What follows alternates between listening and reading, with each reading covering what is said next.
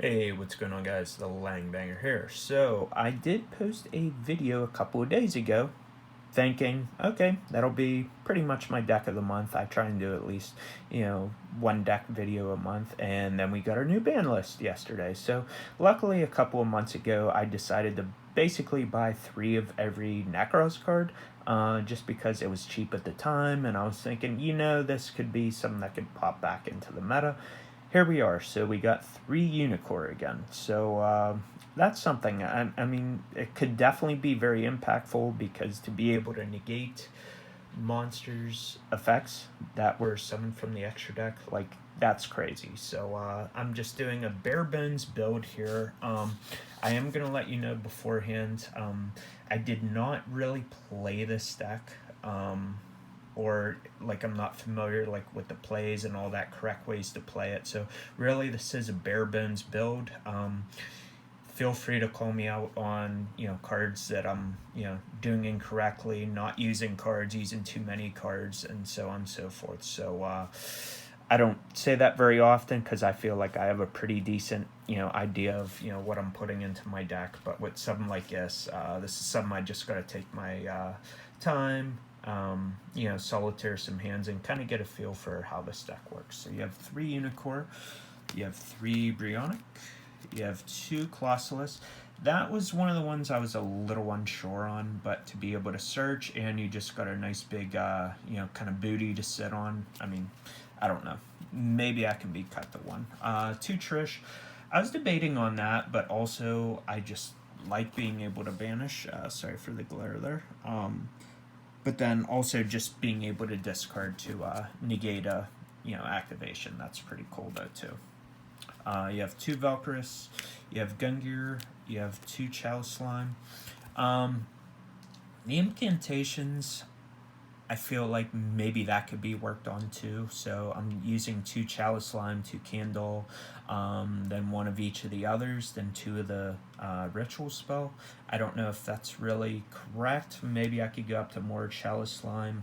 I don't know. Plus the spell itself, that's helpful that you can use that for basically, anything. So those are the rituals. Then you have 3 Shirts, you have 3 Manju, you have 2 Candle, you have 2 Talamandra, sorry. 1 Pensive Plume, 1 Bookstone. So that's the monster lineup. These are your searchers. So you'll see I'm not using any hand traps. You could certainly try and fit in Ash Blossoms if you want. Ceravis is actually really good too, and the fact that it's a ritual, that's just something to keep in mind there. So that's all the monsters. Onto the spells, you have 2 Cycle, 2 Mirror, you have 2 Kaleidoscope. That's just something people did for the most part, I believe, like back in the day, just using 2 of each. I don't really know if that's like correct anymore either. So mind you, again, this is just bare bones. I kind of just put something together. Saw like a couple of videos just to kind of get a basis of what kind of cards to use and not use and all that. So as I figure this deck out more, maybe I'll have an updated profile for you coming up down the road here. You have 3 Prep of Rites, you have 2 Inception, you have Reborn, and then you have Rhoda.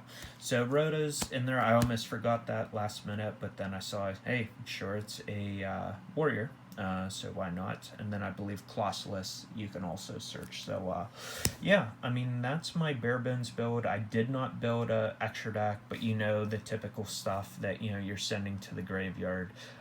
You have the Heralds, you can do totally awesome. I mean, there's a bunch of guys where you can just dump from the extra deck to the grave and you're going to get the effect. So that's basically the sort of stuff you'd want to be using. Then I guess like the rest is like filler.